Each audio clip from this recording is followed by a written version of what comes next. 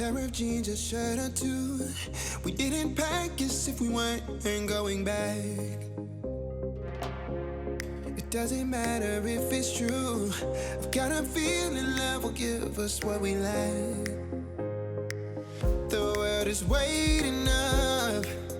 The world is waiting half a step beyond our door. Yeah. And if it's not enough.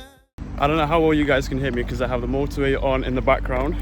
I've got my car that I've just done a cold start. But today is the big day where, to be honest, I don't really know how I'm feeling. Excited, nervous again, because today is the day where we drive from Venturina Terme, where I am now, sort of near motorway services almost, to Civitavechia, where we will be getting the ferry across to Tunis. Not today, it's a very long ferry, but I will talk to you guys about that a bit later on. But first of all, I'm going to drive to the center of Civitavechia. I want to get some food for the ferry because it is a very long trip. It is the longest ferry that I have ever taken in my life. But yeah, I'm excited, I think. I don't know if I've said this, but I've never been to Africa before. And my first time to go there, I decided to drive at 21.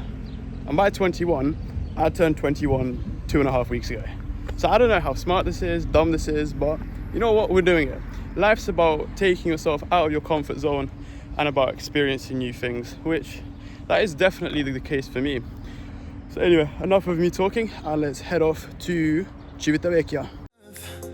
I wanna see the stuff the world has got in store. I wanna take it all in, I'm falling. The cityscape by night, wanna catch in my photos. Where you go, every corner twice as bright. They'll be my treasures forever. When I can't hold you tight, I'll see the Stockholm lights. The Stockholm lights, the Stockholm lights.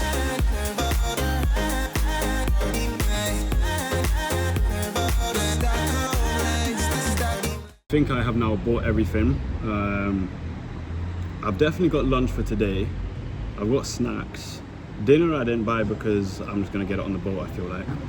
But yeah, honestly, my mind went blank when I was walking about that shop. So I've got a few drinks. I've got breakfast for tomorrow morning. And the only thing I don't really have is dinner. But I feel like that's just, there'll be something on the boat. And that's another thing that slightly annoyed me about the boat. So I was supposed to have a better boat and a nice cabin. But I got an email about 2 days ago saying that they've basically downgraded me. Not given me a refund, but downgraded me onto a worse boat. And now we're stopping off along the way in Palermo, Sicily, which is nice. So I'm paying the same price for essentially like a suite, or not really a suite. And now I'm getting like I think it was like a 3-berth cabin, hopefully with an exterior view, for the same amount of money. But it's alright because I sent them an email asking for compensation, and they said that they will consider it in 60 days time. Thank you, GNV. Also, another thing that I'm slightly confused about is that I've not seen a single Tunisian car, like anywhere, even in this car park that I'm in, and I'm literally only about 5 minutes from the port, and not a single Tunisian car. The last time I've seen a Tunisian car was my friends in Paris, and I saw another one driving about near my area again in Paris. But on the way here, I've not seen a single one. I've got my passport and my driving documents already prepared for the port, which means the only thing left to do now is to get there.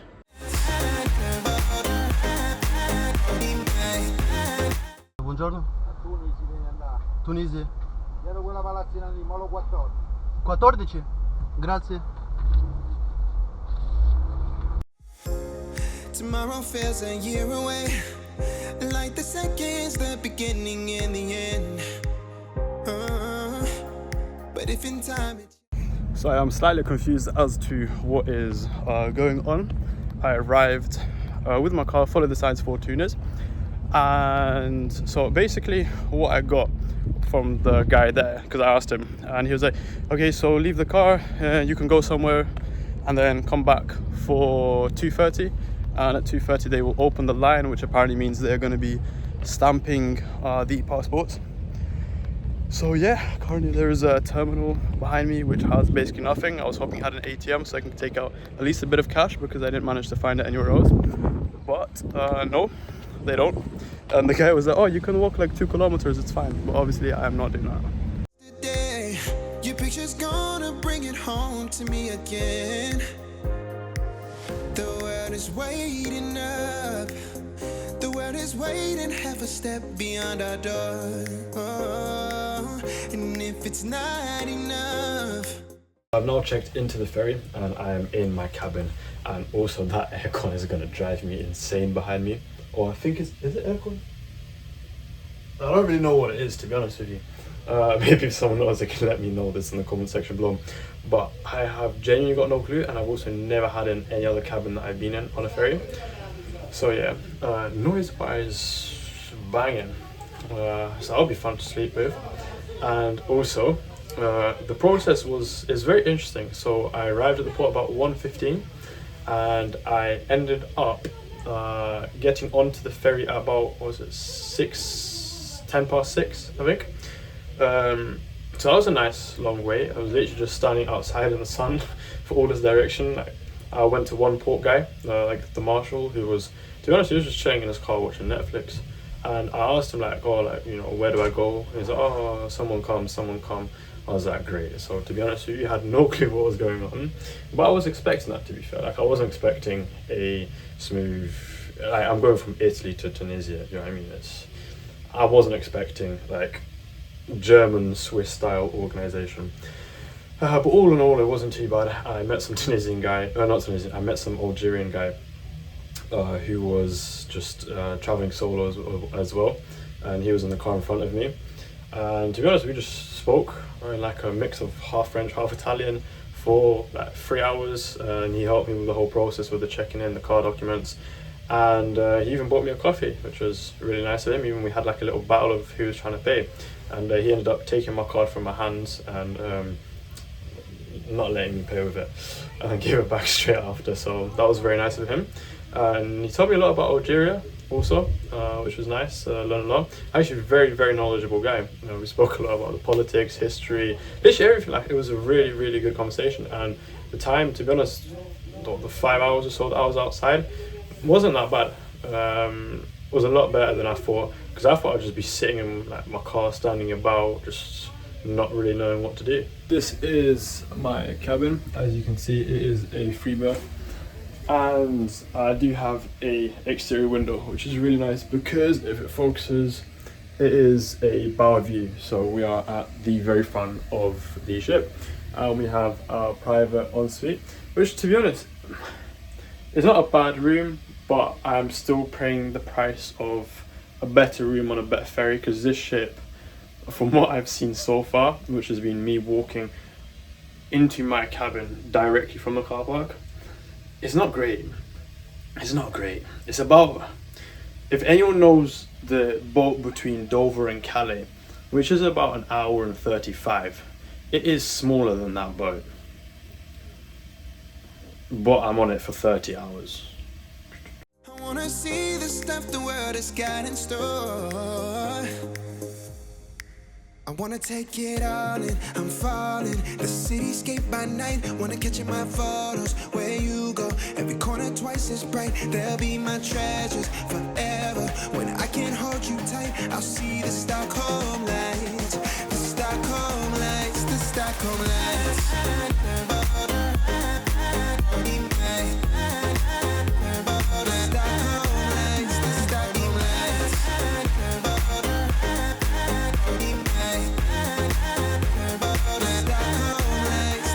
Parking in Palermo, may now disembark.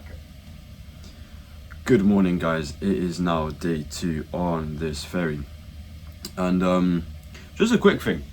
I did ask my dad, because he worked a lot on ships, as to what that is, and apparently it's aircon, but it makes a lot of noise. There's an open and close section on it. Whether you turn it open or close, it doesn't make a difference, and it also doesn't blow out any air, because I did think at first it was aircon, but since it didn't blow anything out, what he just said, apparently it's just not had the best of days, I guess.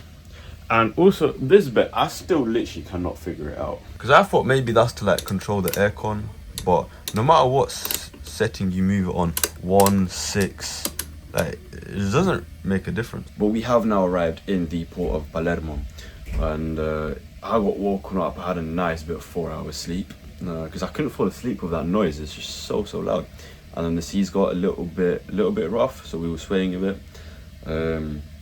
So yeah, about 4 hours sleep, and then the intercom turned on like 6:50 in the morning, saying we're about to arrive in Palermo, which is nice, very nice. So that was a very good night's sleep. But anyway, I'm gonna try go have some breakfast. I'm gonna try to see if I can meet the Algerian guy, see if I can find him on the boat, because I know that he doesn't have a cabin. So yeah, gonna go get a coffee. I'll see the Stockholm lights, the Stockholm lights, the Stockholm lights.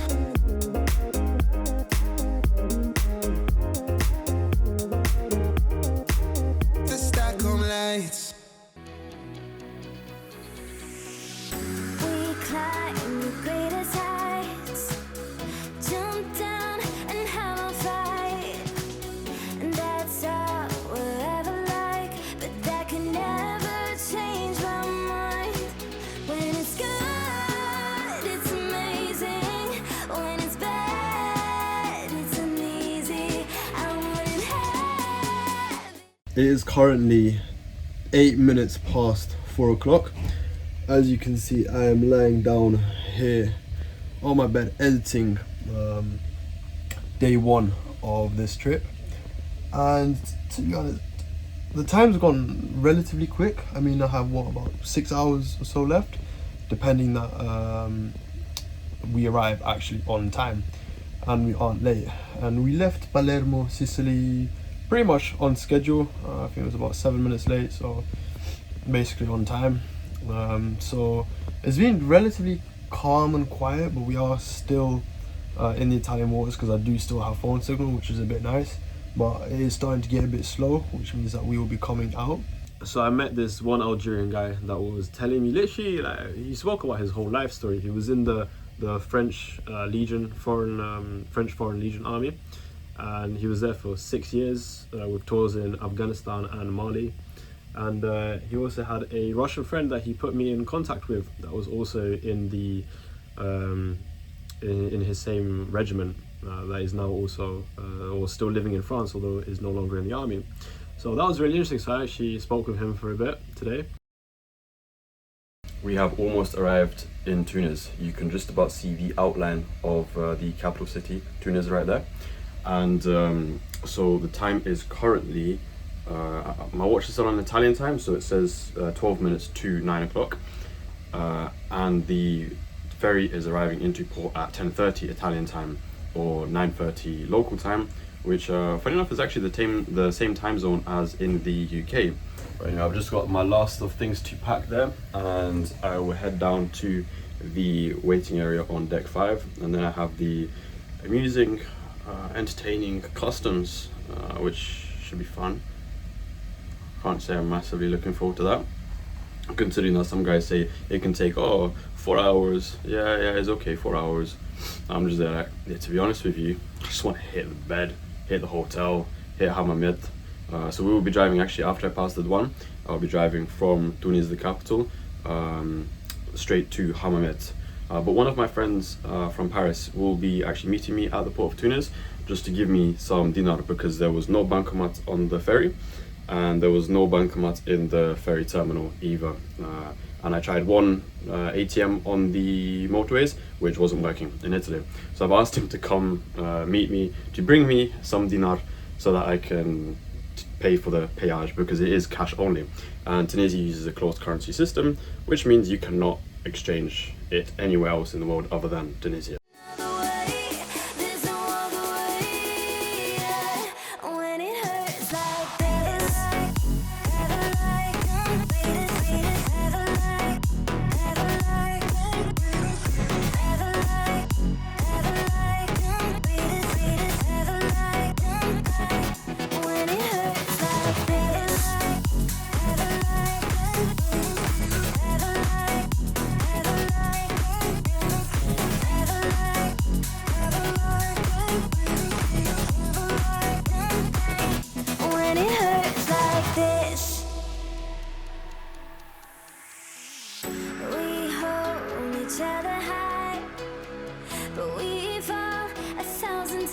I have finally arrived in Hammamet, in my first hotel during the stay in Tunisia, and to be honest, I am absolutely shattered after those 5 hours at the border, and the combination of not really sleeping before that, just next level shattered, to be honest. I feel like it's currently 4 a.m, so I don't think I'm gonna get to breakfast before it shuts at 10 o'clock. I think I'm just gonna sleep completely through it, because on the ferry I tried to sleep twice, but both times I got woken up due to screaming kids. Essentially at the Douane, they were just confused as to my passport mostly. Like everyone was friendly in terms of they were coming and like, oh, Russia, wow. But they were also confused as to why a Russian's coming with a car to Tunisia, because apparently it's the first time that's happened. So they were doing like extra checks, and there was a guy from Paris as well. He's Tunisian, but he was coming in his car for the first time, and again he was next. I still reckon he's still there, because he's not messaged to say that he's even left the border yet. So I feel really bad for him. They focused on me primarily. I think mainly due to the fact that I was like tourist and not local. But yeah, we are finally in Hammamet. So this is my room that I've got here in this hotel. It's actually really nice, to be honest. It's completely different to the photos. Got a nice shower area. There we go. To be honest, it is completely different to the photos, but in a really good way, because on the photos this place looked so dated. And behind me here, hopefully it will be a sea view, but I can't really tell because it is pitch black outside. Also, I wanted to say a massive thank you to my friend Rashid, who met up with me to give me dinar in coins due to it being a closed currency system and me not being able to get money from the port or just from abroad, from any currency exchange in general. So he gave me the correct dinar required to get to Hammamet via the payage, as they do not take card. Good morning. It is, well, to be fair, technically it's the afternoon now. So it is 1 o'clock. Slept for a bit. I managed to fall asleep about 4:50, 5 a.m, something like that. And I woke up just about an hour and a half, 2 hours ago. Just got ready, just chilled for a bit. Currently I'm sitting outside on the balcony, just admiring my view. It is quite cloudy today, as you can see, but there's the view from the hotel, from my balcony. It is cloudy, but it is about 29-30 degrees, so not too bad.